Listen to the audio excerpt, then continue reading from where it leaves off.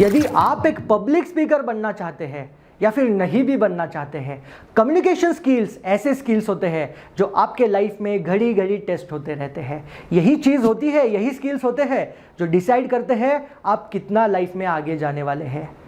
कोई भी फील्ड में कम्युनिकेशन स्किल्स बेहद इंपॉर्टेंट होते हैं और इसीलिए कम्युनिकेशन सीरीज़ की ये ब्रांड न्यू सीरीज़ मैं आपके सामने लेके आया हूँ। और आज इस वीडियो से मैं आपको बताने की कोशिश करूंगा कि कैसे आप अच्छे स्पीच बना सकते हैं।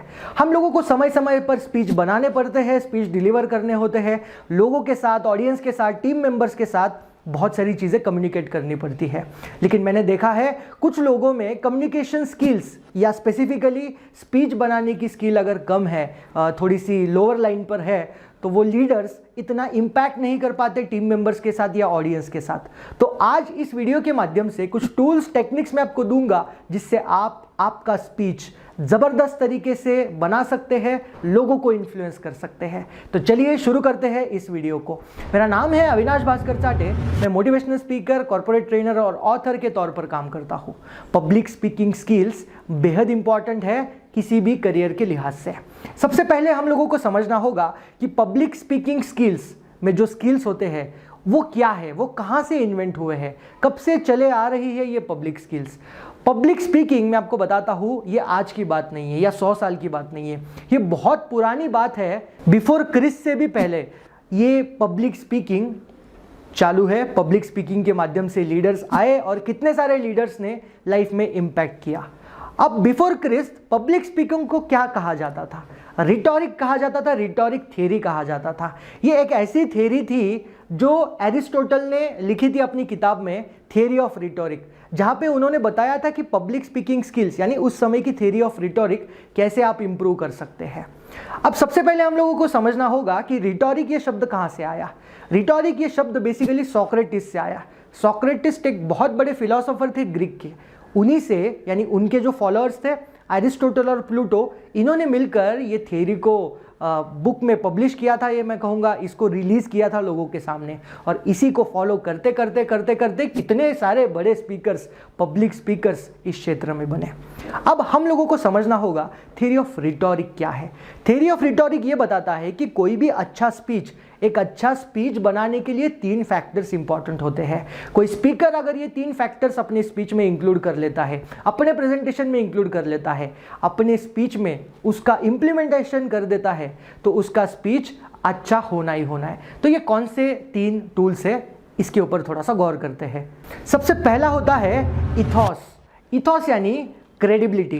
क्रेडिबिलिटी यानी आप जो बात कर रहे हैं वो उसमें, उस क्षेत्र में आप कितने बड़े एक्सपर्ट हैं, उसमें क्रेडिबिलिटी क्या है, वो स्पीकर की क्रेडिबिलिटी क्या है।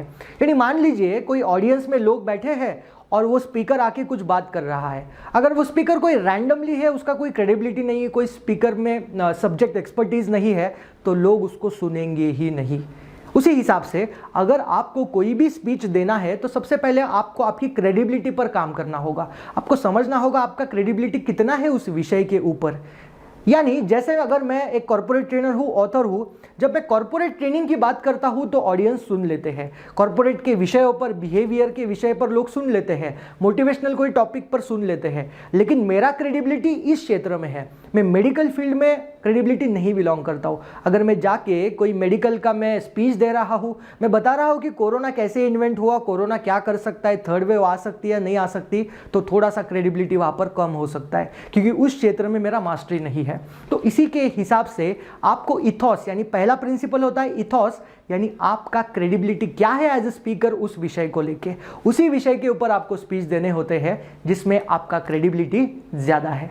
दूसरा, आपके प्रेजेंटेशन में, आपके स्पीच में लोगोज होना बहुत इंपॉर्टेंट है। लोगोज थ्योरी ऑफ रिटोरिक में लिखा है, आज के समय में इसको लॉजिक बोल सकते हैं। यानी आपके प्रेजेंटेशन में, आपकी बातों में कितना डेटा है, कितना लॉजिक है, कितनी आर्ग्यूमेंट है, यानी किस बेसिस पर आप बात करते हो।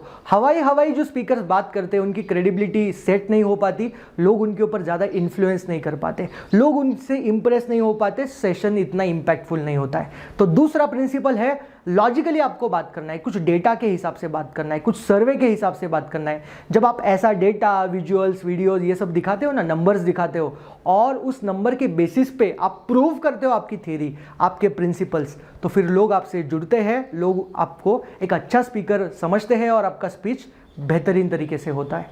और तीसरा टूल, बेहद इंपॉर्टेंट तीसरा प्रिंसिपल है पैथोस का। पैथोस यानी कितने इमोशंस से आप बात करते हो। आपने देखा होगा ऐसे बहुत सारे स्पीकर्स होते हैं जिनके फेशियल एक्सप्रेशंस पर कोई इमोशन नहीं है, बस बात कर रहे हैं, इधर उधर देख रहे हैं, कोई प्रेजेंटेशन रीड कर रहे हैं। ऐसे समय अगर आपके स्पीच में इमोशन की कमी है तो लोग आपको नहीं सुनेंगे, आपका स्पीच इम्पैक्टफुल नहीं होगा। आपको अच्छा स्पीच बनाने के लिए इमोशंस के साथ बात करनी है। आपका बॉडी लैंग्वेज मैटर करता है, आपके फेशियल एक्सप्रेशंस मैटर करते हैं और आपका इमोशनल स्टेटस उस समय का, सारी चीज़ें इंपॉर्टेंट। और ये तीनों फैक्टर्स, तीनों प्रिंसिपल जब मिल जाते हैं ना तो एक अच्छा स्पीच बन जाता है। और यही थ्योरी ऑफ रिटोरिक है, यही थ्योरी ऑफ पब्लिक स्पीकिंग है, इसके बाहर कुछ भी नहीं है दोस्तों। इम्प्लीमेंटेशन की बात करता हूँ। इम्प्लीमेंटेशन में यानी थ्योरी ऑफ रिटोरिक में यही कहा है कि कौन कौन से टूल्स उसके होते हैं जो आप आपके प्रिंसिपल्स, आपके स्पीच में यूज़ कर सकते हैं।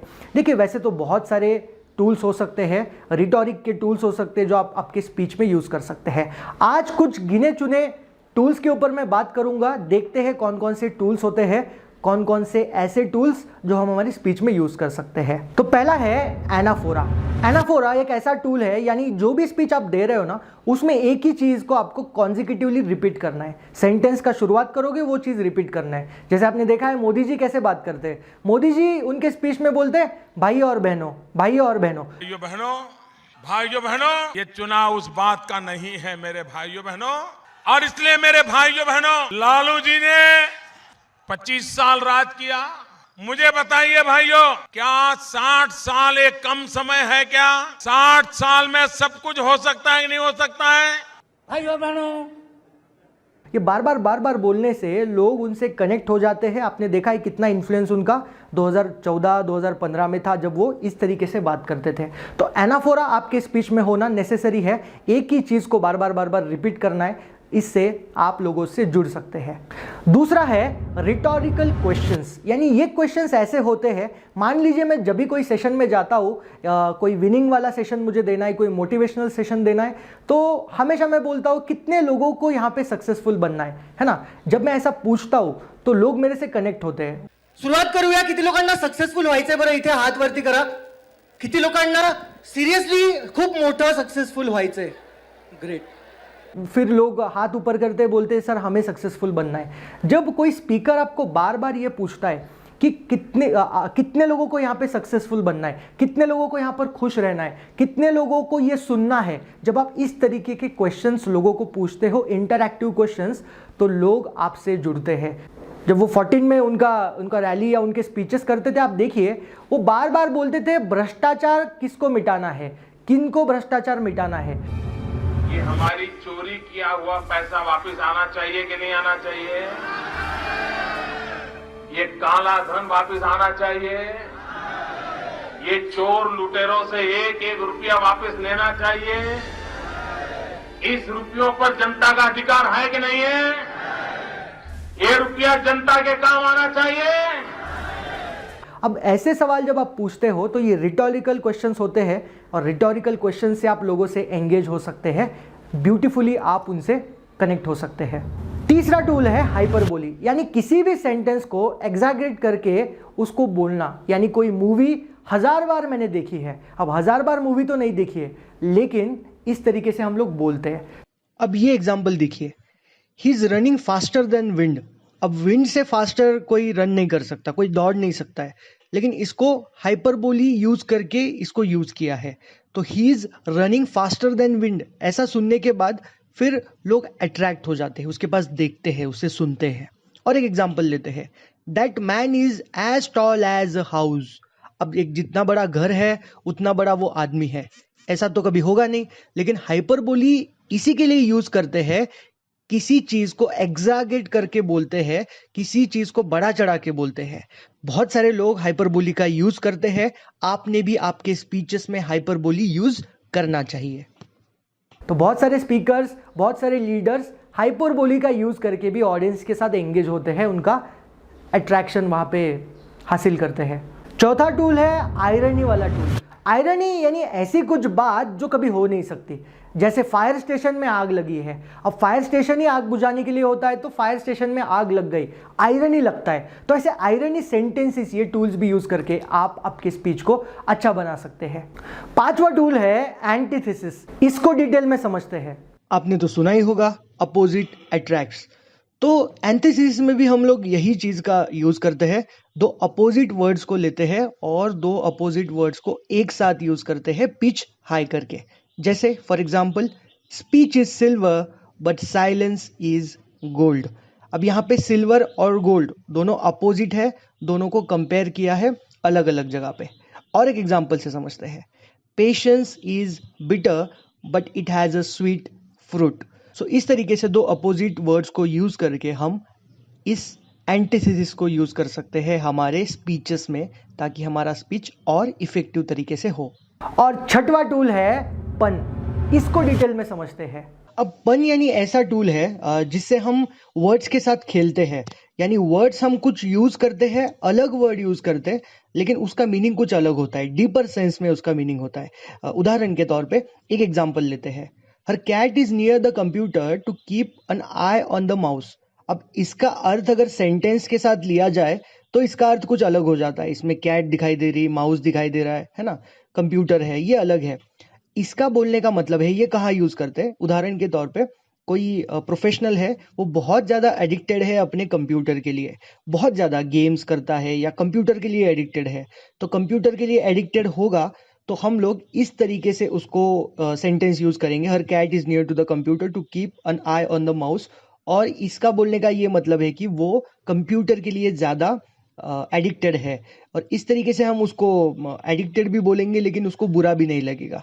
इस तरीके के वर्ड्स यानी प्ले ऑन वर्ड्स। पन यानी बेसिकली वर्ड्स के साथ खेलना। अगर हम वर्ड्स के साथ खेल सकते हैं स्पीच में तो हमारा स्पीच और बेहतर हो सकता है। अब देखिए, ये तो मैंने आपको 6 टूल्स दिए। ऐसे 30, 40, 50 बहुत सारे टूल्स हो सकते हैं जिसको अप्लाई करके आप एक अच्छा स्पीच, गुड स्पीच बना सकते हैं। कमेंट सेक्शन में कुछ ऐसे ही टूल्स मैं यहाँ पे आपको दे रहा हूँ, ऐसे ही कुछ लिंक्स आपको दे रहा हूँ, वहाँ पे जाके पढ़ सकते हैं कैसे आप एक अच्छा स्पीच बना सकते हैं। आशा करता हूँ आपको वीडियो अच्छा लगा होगा। वीडियो अच्छा लगा है तो वीडियो लाइक कीजिए, शेयर कीजिए और मुझे कमेंट सेक्शन में बताइए और आप मेरे से क्या चाहते हैं, किस तरह के वीडियो चाहते हैं। उस विषय पर वीडियो बनाने की कोशिश करूँगा। फिर मिलते हैं नेक्स्ट वीडियो में, तब तक के लिए I am signing off. Thank you so much. जय हिंद।